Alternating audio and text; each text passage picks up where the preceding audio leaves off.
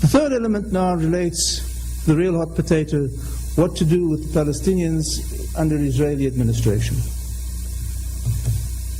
And now I'm going to suggest the following.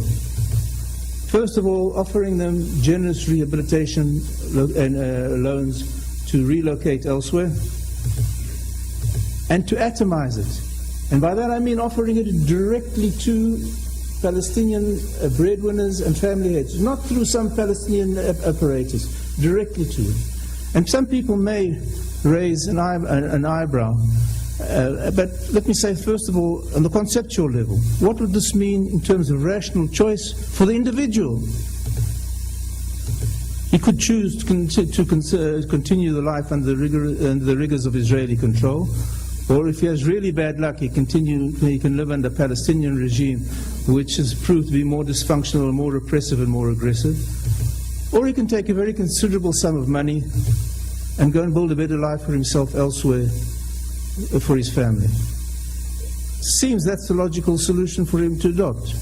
Now, I did a survey. This was a genuine survey in 2004 with a reputable Israeli polling company in collaboration with the well-known Palestinian Survey Institute.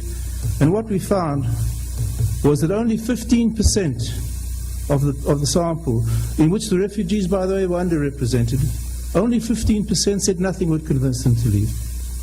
Over 70% mentioned something that could be translated into money, like better housing, better job, better education, etc., which would convince them to emigrate. Now, I'm not suggesting at the moment that this is set in stone, but it's certainly better than the intuitive statement that says nothing, they'll never leave.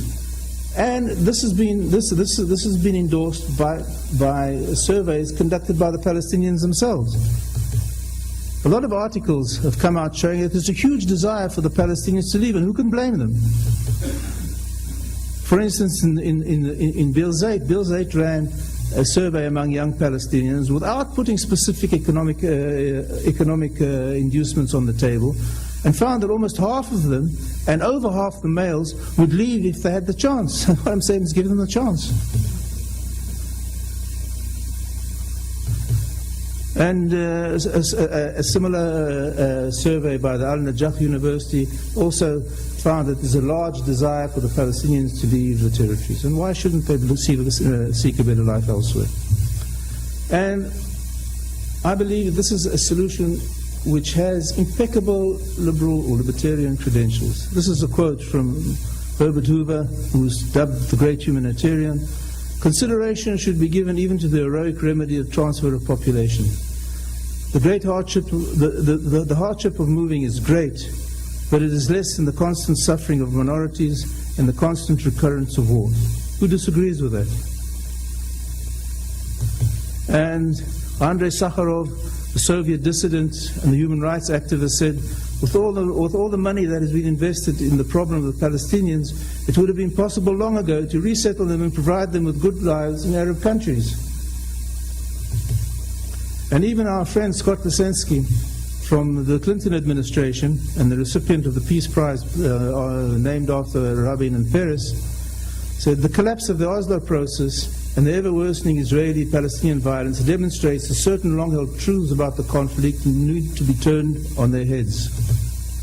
The US should launch an international initiative that would provide economic support for refugees in neighboring states, including host governments, and provide incentives packages for repatriation to non-neighboring states, including the West.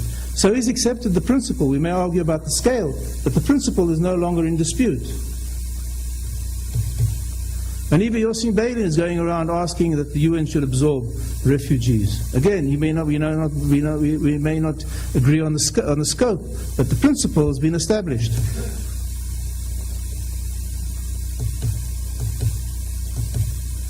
Now, when we just talk about the cost. The cost in many ways is irrelevant. I don't want to diminish the issue of cost, but first of all, it'll be a fraction of what the US has already spent on the war against terror in Afghanistan and Iraq. But you must understand, the absolute cost of it is not something that has a standalone issue. It must be compared to the alternative. And the present situation is not free either. And if you were thinking of setting up a Palestinian state, it will cost probably more to set up the infrastructure for a failed state, to bring the Palestinian diaspora from there to here, which is not going to be cheaper than bringing Palestinians from here to there. But my estimates of the cost, depending on how many Palestinians you believe there are, and what the level of compensation, would be anywhere between $90 billion to $200 billion. Now this might sound a lot, but given the fact that Israel's GNP per capita is about 150 billion, it's something that Israel basically could finance for itself